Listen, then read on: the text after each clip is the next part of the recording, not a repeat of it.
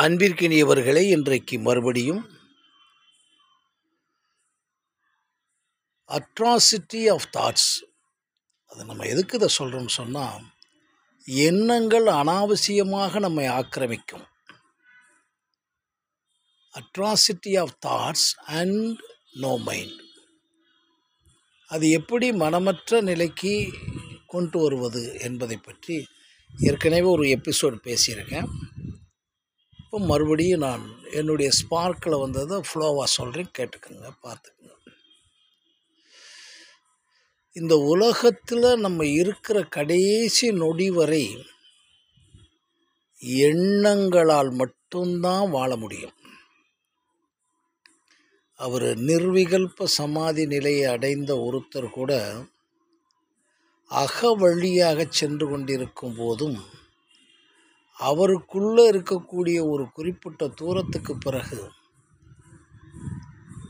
அந்த எண்ணங்களெல்லாம் முழுவதுமாக மறைந்து போகும் வரை எண்ணங்களில் தான் இருக்க முடியும். மறுபடியும் அவர் விழித்து பார்க்கும்போது எண்ணங்கள் தான். ஸோ அந்த எக்ஸ்ட்ரீமான அந்த பர்சனாலிட்டிஸ் எல்லாம் நம்ம இதுக்குள்ளே கொண்டு வரக்கூடாது. ஒவ்வொரு நொடியும் நாம் எண்ணங்களின் ஆக்கிரமிப்பில் தான் வாழ்கிறோம், வாழ முடியும். அந்த எண்ணங்கள் நமக்குரிய எண்ணங்களாக இருக்கின்றனவா என்பதில் தான் பிரச்சனை. இப்போ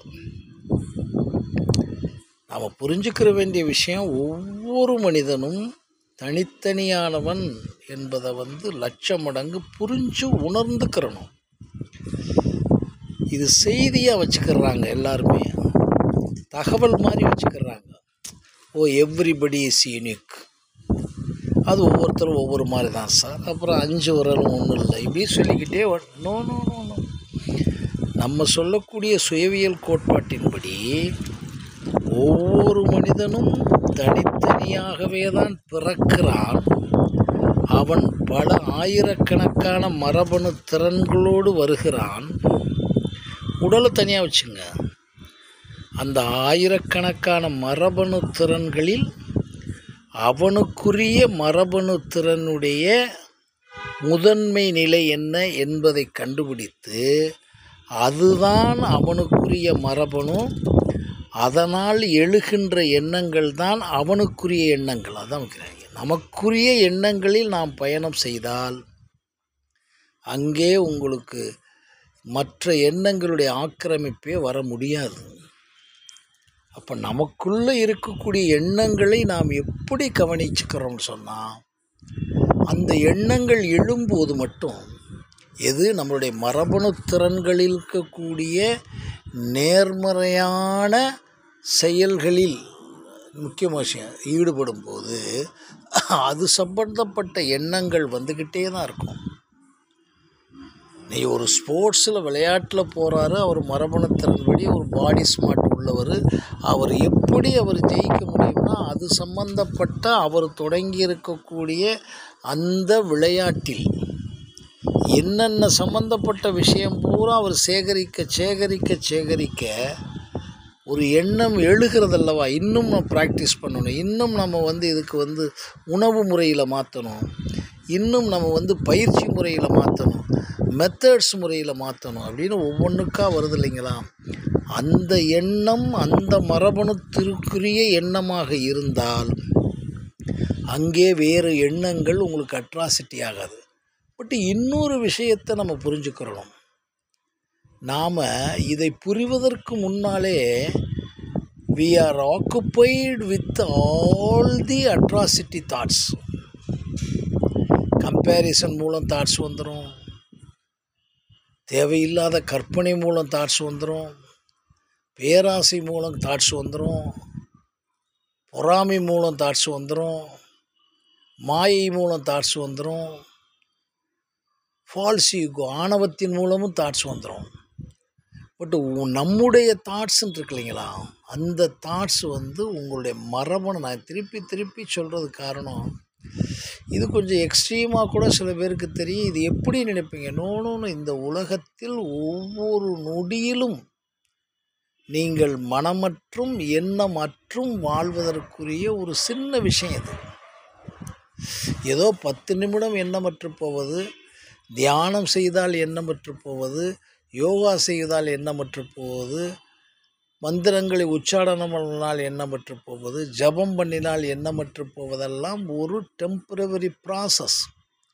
பட் அதை அப்படியே கன்வெர்ட் பண்ணி உங்களுடைய உணர்வுகளுக்குரிய மரபணு திறன்களுக்குரிய ஒன்றை தேர்வு பண்ணி, ஏன்னா எல்லா மரபணு திறன்களும் இருக்கும்.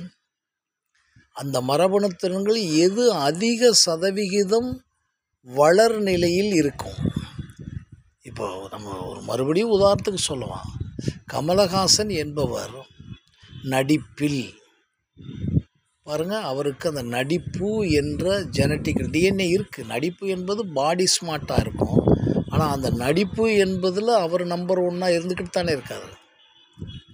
அதே மாதிரி இளையராஜாவை எடுத்துக்கோங்க, ஏஆர் ரகுமான் எடுத்துங்க.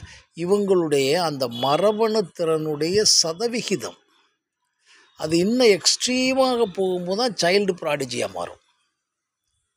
இப்போ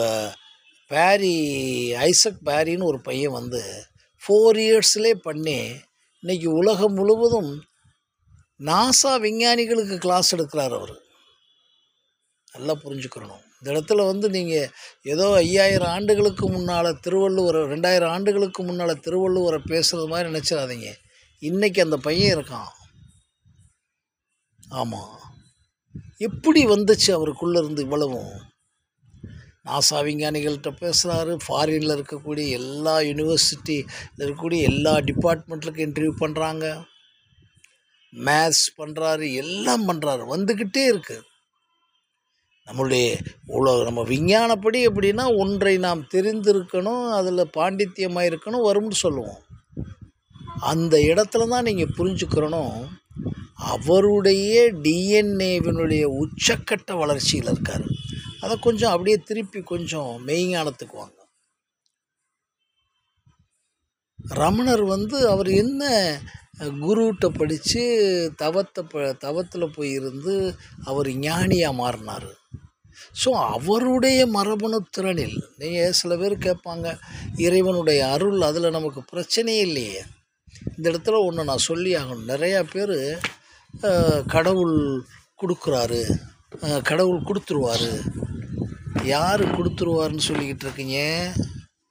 கடவுள் ஆல்ரெடி உங்களுக்கு பூராத்தையும் கொடுத்து அனுப்பியிருக்காருன்றதை மறந்துட்டீங்கல்ல. அதுதான் நம்ம செல்ஃபாலஜி சொல்லுது. ஒரு விதைக்குள் அத்தனையும் வச்சுட்டார்ல. ஆலமரம் என்ற ஒரு மரத்தினுடைய விதைக்குள்ள இவ்வளவு இருக்குல்ல.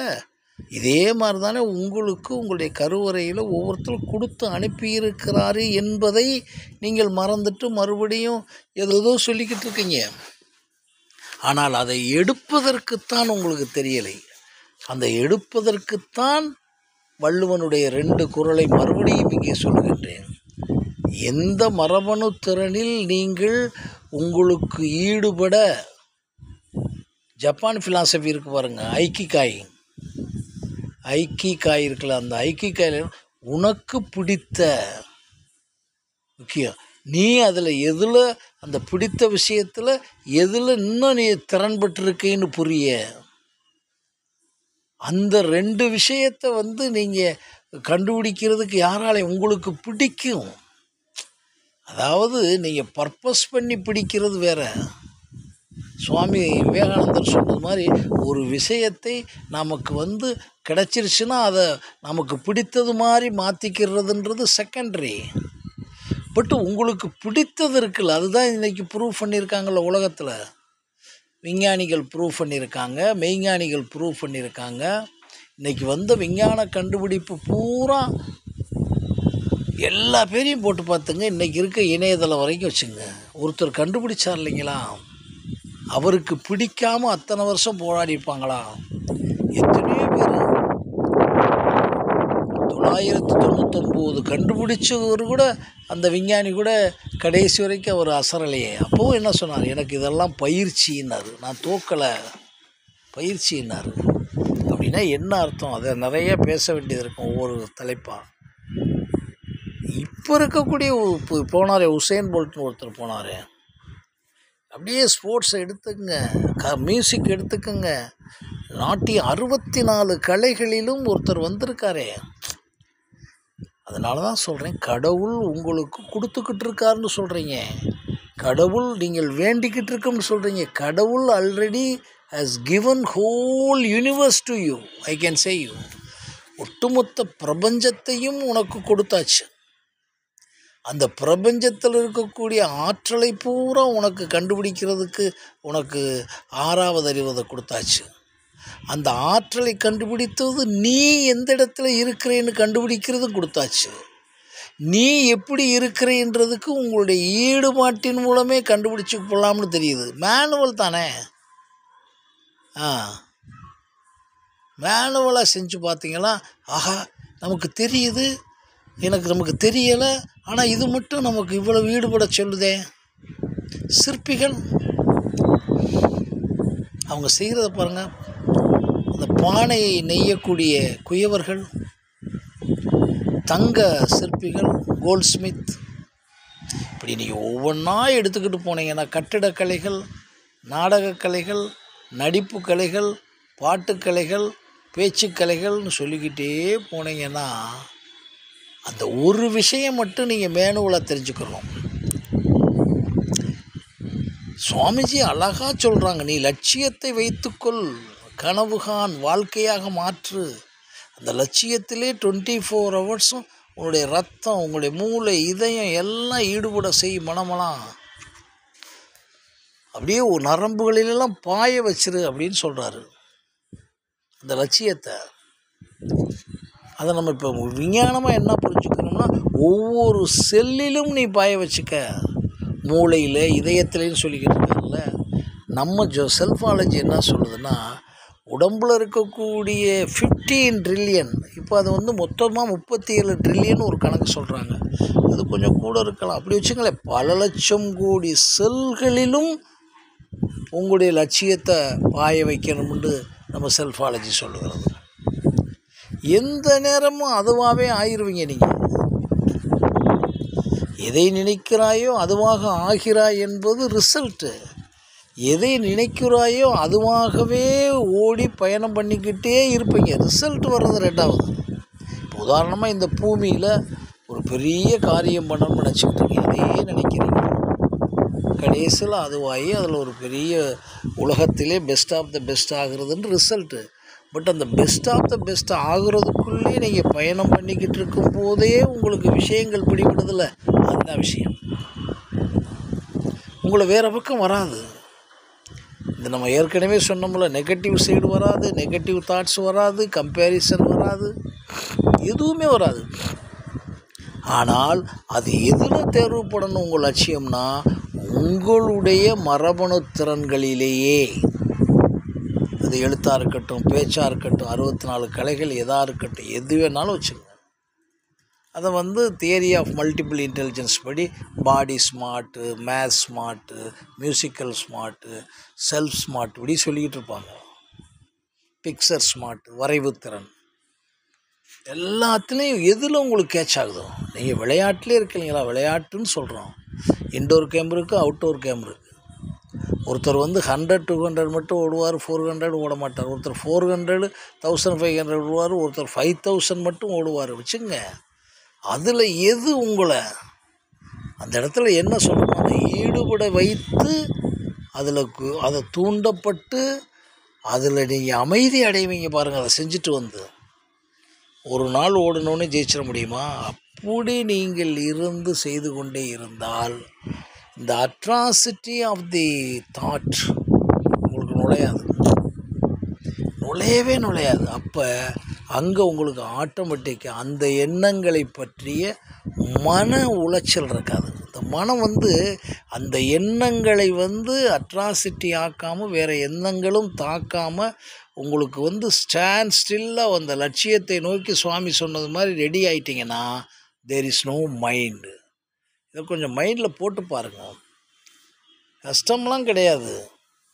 நாம் அதற்காக ஒதுக்குறதில்ல. பசிச்சா உட்காந்து சாப்பிட்ருவோம், கம்பேரிசன் பண்ணி அந்த வீடை கட்டுறோம், இந்த வீடை கட்டுறோம், அதெல்லாம் நீங்கள் நல்லா பண்ணிக்கங்க. வெளிநாட்டுகளில் கட்டடம் இல்லையா, துபாயில் கட்டடம் இல்லையா, எல்லாமே எல்லா இடத்துலையும் இருக்குது. உலகத்திலே நம்பர் 1 ஹோட்டல்லாம் இருக்குது அரபிக் கண்ட்ரீஸ்களில். பார்க்க பார்க்க அவ்வளவு தான் இருக்குது. அந்த துபாய் மன்னர் ஏதோ சொல்கிறாங்க, அவரெல்லாம் புருனே மன்னரா, அதெல்லாம் பார்த்தா கோல்டன் காராக நிற்கிது. இப்போ எதுக்கு நான் சொல்ல வரேன்னா, நீங்கள் சம்பாதிக்க வேணாம், நீங்கள் சாமியாராக வேண்டிய விஷயம் இல்லை. பட் உங்கள் தாட்டை வந்து நீங்கள் அடக்கிறதுக்கு எதுவுமே செய்ய வேணாம். மனமது செம்மையானால் மந்திரம் ஜபிக்க வேண்டாம், மனமது செம்மையாமே மந்திரம் செம்மையாமேன்லாம் பாடல்கள் இருக்குது சார். எப்படி வந்து உங்கள் தாட்டை, அதுக்கு தான் நான் ஒரு இங்கே செல்ஃபாலஜி உங்களுடைய எண்ணம், உங்களுடைய அதிக வளர்நிலை உள்ள டிஎன்ஏயில் எப்படின்னா என்ரிச்மெண்ட்டான அதாவது உங்களுடைய ஜெனட்டிக்கல் இன்டெலிஜென்ஸ் வந்து என்ரிச்மெண்ட் ஆஃப் ஜெனட்டிக்கல் இன்டெலிஜென்ஸ் ஆகி என்லார்ஜ்மெண்ட் ஆஃப் ஜெனட்டிக்கல் இன்டெலிஜென்ஸ் ஆகி என்லைட்டன்மெண்ட் ஆஃப் ஜெனட்டிக்கல் இன்டெலிஜென்ஸ் இருக்கக்கூடிய ஒன்று முதல் நிலை. ஜெனட்டிக்கல் இருக்கும், அப்போ தான் எவாலுவேட் ஆகிக்கிட்டு இருக்கோம், அப்போ தான் கொஞ்சம் எலிவேட் ஆகிட்டு இருக்கும். அப்படி கிடையாது. அந்த என்லைட்டன்மெண்ட்னா அந்த திறமையில் உலகத்தில் யாரும் என்னை அடிக்க யாரும் இல்லை அப்படின்னு உங்களுக்குள்ள ஒரு கான்ஃபிடென்ஸ் வரும், பாசிட்டிவ். அந்த கான்ஃபிடென்ஸ்லேருந்து நாம் வந்து ரெடி பண்ணிட்டோம்னா அதில் எழுகின்ற எண்ணங்கள் பூராத்துக்கும் அட்ராசிட்டி வராது. அங்கே வந்து மைண்டுக்கு, மனம் என்பதற்கு இடமில்லை என்பது என்னுடைய கருத்து. மறுபடியும் சந்திக்கின்றேன். நன்றி, வணக்கம்.